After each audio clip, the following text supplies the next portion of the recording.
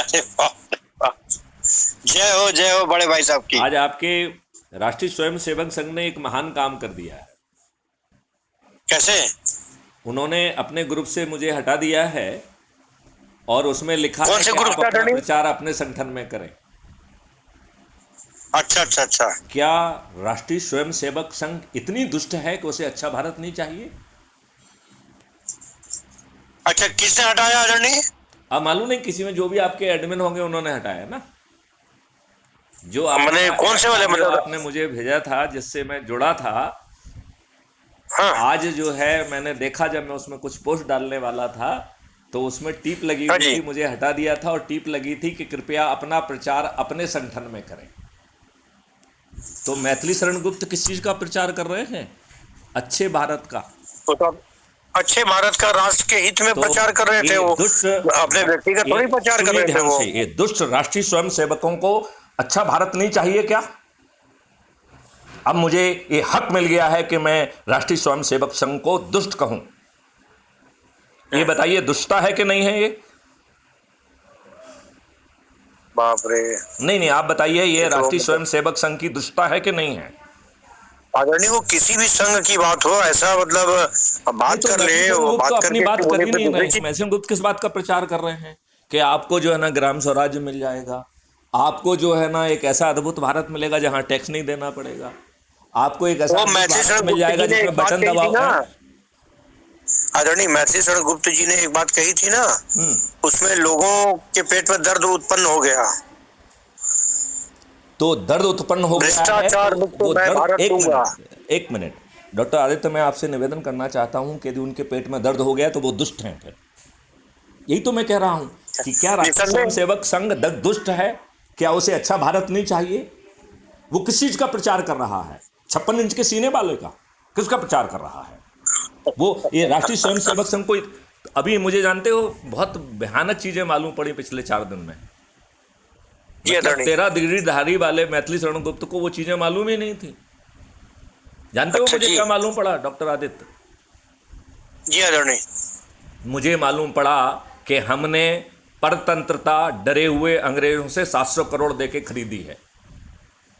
आपको मालूम है आरबीआई की बैलेंस शीट के हिसाब से हमने 700 जी। करोड़ रुपए अंग्रेजों को भुगतान किया है 1947 में। हाँ। बाप रे बाप, आपके मुंह से निकले ही नहीं यार। जी। डॉक्टर आदित्य, आपके मुंह से निकलना चाहिए था ना बाप रे बाप। 700 करोड़ क्या होते नहीं हैं नहीं, हाँ हाँ आदरणीय, मुझे 1947 नहीं। के? 1947 क्या क्या, एक बार मैं सुन नहीं पाया, फोन आ रहा था। 1947 में हमारे दुष्ट राजनेताओं ने आरबीआई से 700 करोड़ रुपए का अंग्रेजों को भुगतान किया। क्या आप जानना चाहते हैं कि उन्होंने ये भुगतान अरे क्यों किया? हाँ। किस चीज का ओ भुगतान भाई किया ये सुनना गॉड। चाहेंगे आप?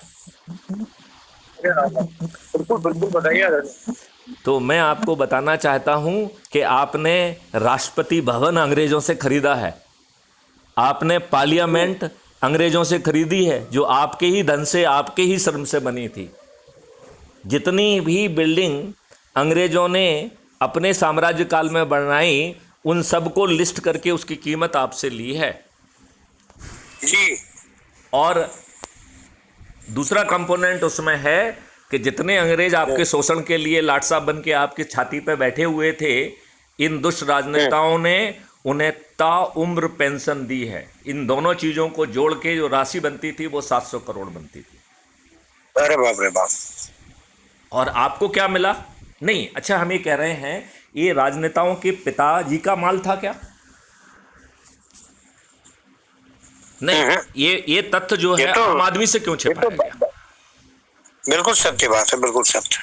भाई आप ये घोर कहते कि अन्याय। आप पब्लिक को तो बताते ना कि भैया हमने इन परिस्थितियों में भैया इतना पैसा देके खरीदा है, हम मजबूर हैं, क्या करें और कोई तरीका नहीं है। तो क्योंकि लोकतंत्र है ना भारत में, तो ये तो ये कौन, आम किस जनता लोकतंत्र के की बात कर जानने रहे की हैं? अधिकार है। नहीं नहीं, आप किस लोकतंत्र की बात कर रहे हैं?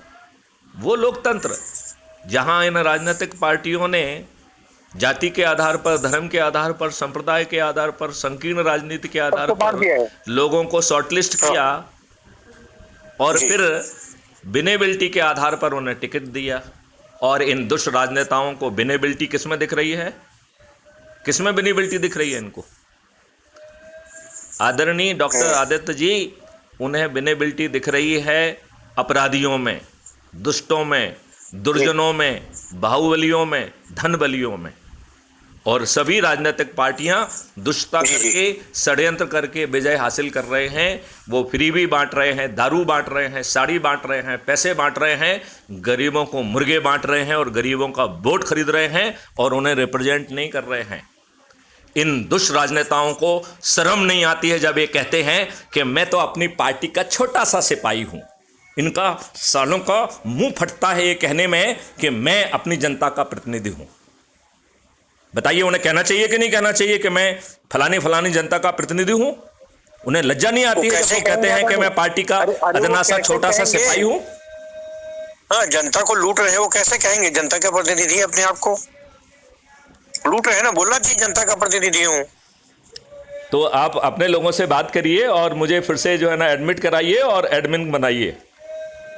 सुनिए ना, हाँ, एक बात करने में क्या बुराई है? बात करिए ना आप उनसे। नहीं, और ये हमारी तो हर बात रिकॉर्ड होती है, ये भी रिकॉर्ड हो रही है, तो मैं इसके थोड़ी देर बाद आपको वीडियो भेज दूंगा, उनको वीडियो शेयर कर लेना कि साहब मैथिली शरण गुप्त ने मुझे इस भाषा में डांटा है। आपने क्यों निर्लज्जता की है? क्यों मैथिली शरण गुप्त को यह मौका दिया है कि वो आपको दुष्ट कहें? क्या आपको अच्छे भारत से मैं नहीं चाहिए? आपको ये गुलामों वाला ही प्रशासन चाहिए, गुलामों वाली ही पुलिस और न्यायिक व्यवस्था चाहिए, गुलामी वाली ही अंतर्राष्ट्रीय अर्थव्यवस्था चाहिए? क्यों चाहिए भाई साहब? जब मैथिली शरण गुप्त कह रहे हैं कि साहब, वो तो खुले मंच में आप अपनी बातों को डिस्कशन करके जो भी मन में संदेह है या किसी भी प्रकार की कोई बातें हैं दिल में, उसको तो आप एक आरएसएस का आयोजन करिए, मैथिली शरण गुप्त को एज ए वक्ता बुलाइए और मैथिली शरण गुप्त का जो है ना कटाक्ष करिए कि बताइए, इसका जवाब दो, इसका जवाब दो। अपने साथ तथ्य लेके आइए कि साहब देखिए आप झूठ बोल रहे हैं। अरे इनको खुद ही नहीं मालूम होगा, ये तो इतने दुष्ट हैं, अपने आप को बहुत बड़ा कहते हैं। ये सब राष्ट्रीय स्वयंसेवक पाखंडी हैं। इन्हें अच्छा भारत नहीं चाहिए, इन्हें दुष्ट भारत चाहिए जिसमें इनका करोल बाग में 200 करोड़ का आरएसएस का भवन बन जाए, बस इन्हें और कुछ नहीं चाहिए। आदरणीय, करोल बाग में बना हुआ है। आपको मालूम है करोल बाग में आरएसएस का एक भवन बनवा दिया गया है 200 करोड़ रुपए का? ये जानकारी है आपको कि नहीं है? तो 200 करोड़ रुपया तो ये स्वयंसेवक संघ लोग अपने धंधा करके लिए? नहीं, वो माननीय नरेंद्र मोदी जी की कृपा से मिला है। मतलब वो अच्छा, वो माननीय नरेंद्र मोदी जी की कृपा से मिला है। तो आप पूछिए कि मैथिली शरण गुप्त साहब ये बात कर रहे हैं, और हमारी तो हर बात रिकॉर्ड होती है। मैं अभी आपको थोड़ी देर बाद अपलोड करके भेज दूंगा, आप उसे शेयर कर लेना। नहीं आदरणीय, दुष्टता की बात मेरे ख्याल में नहीं होगी, उसको तो ये वो व्यक्ति जवाब दे ना जिसने कहा है कि आप अपनी बात, अपना प्रचार अपने संगठन में करें। मैथिली शरण गुप्त कौन सा अपना प्रचार कर रहे हैं? अच्छा भारत जो है ना मैथिली शरण गुप्त का प्रचार है क्या?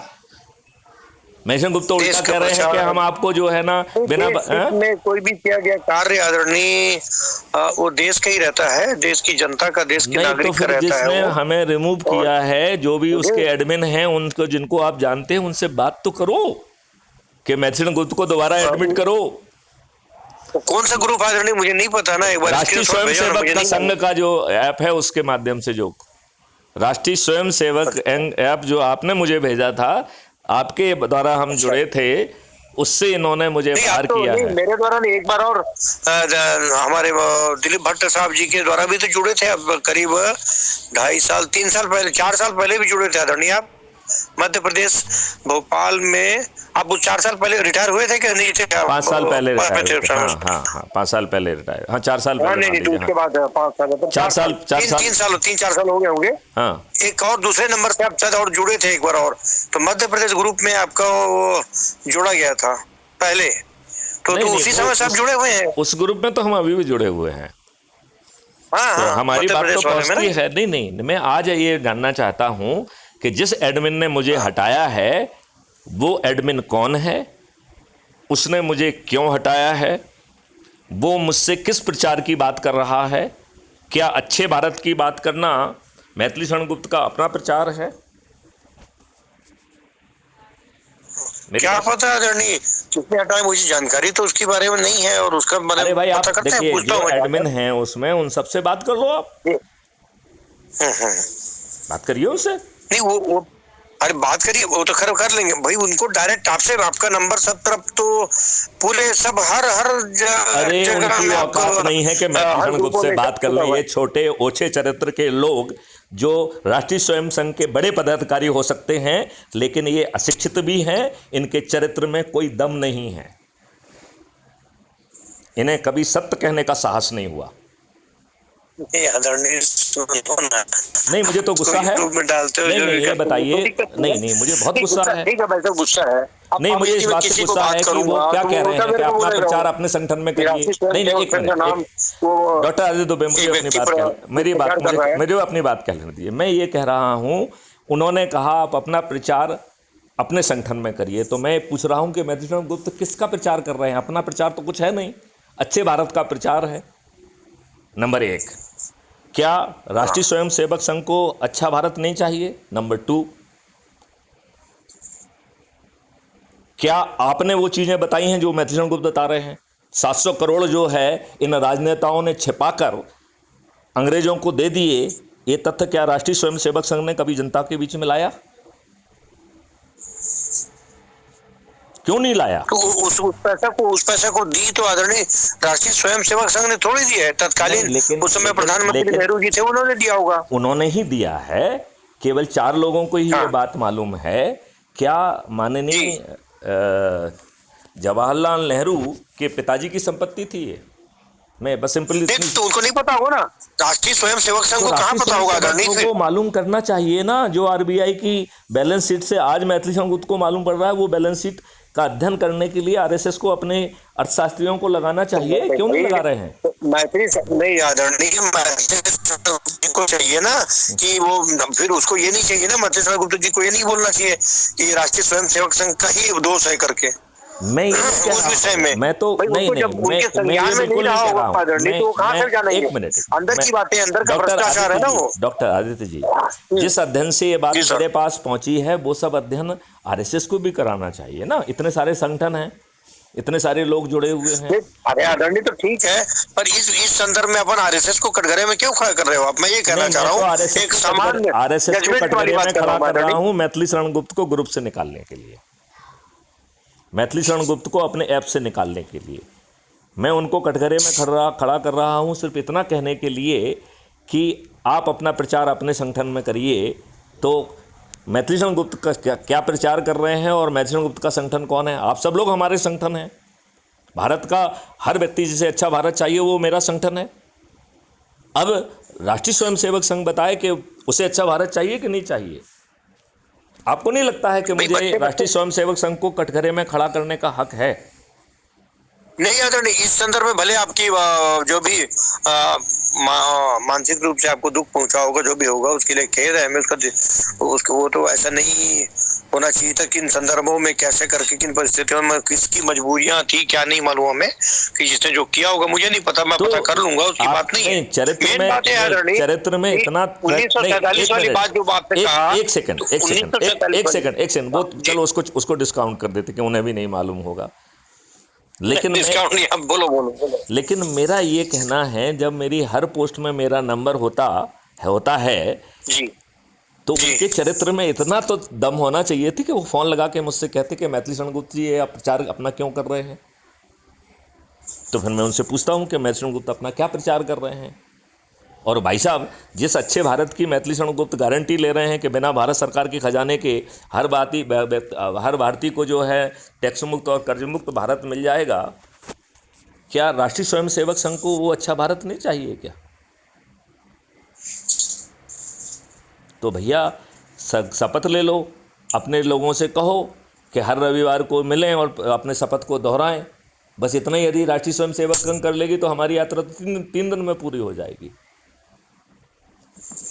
तो मेरा डॉक्टर आदित्य महोदय आपसे, आप मेरे छोटे भाई तुल्य हैं, तो मेरी डांट को आप अन्यथा मत लीजिए। मैं उस अधिकार से बड़े भाई का जो आपने हक दिया है, नहीं नहीं नहीं नहीं नहीं नहीं नहीं नहीं। आपने उसमें जो- न था कि बात है, आपको पीड़ा पहुंची, आपने अपने भावों को अभिव्यक्त किया, दैट्स ऑल।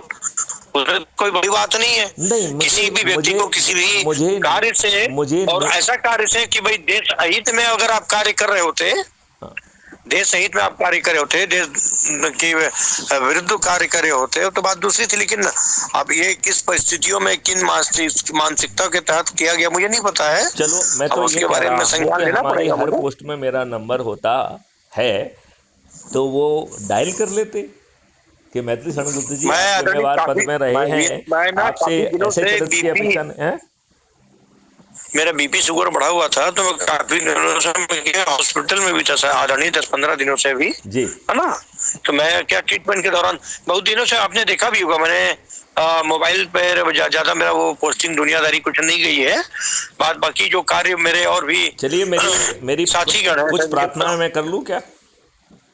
निश्चित करिए, आप हर तरह की प्रार्थना के लिए पहली स्वतंत्र है। प्रार्थना ये भारत का हर है, नागरिक पहली प्रार्थना राष्ट्र ये है हित कि में, एक मिनट, सनातन हित में कह सकता है अपनी बात।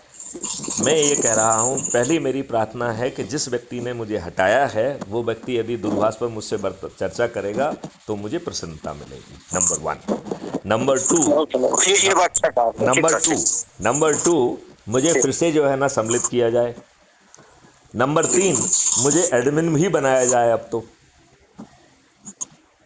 यदि ये 3 प्रार्थनाएं हो जाएंगी तो मैं आपको अच्छा भारत दे दूंगा, आपको टैक्स मुक्त भारत दे दूंगा, आपको समृद्ध बना दूंगा, और वो भी बिना भारत सरकार के।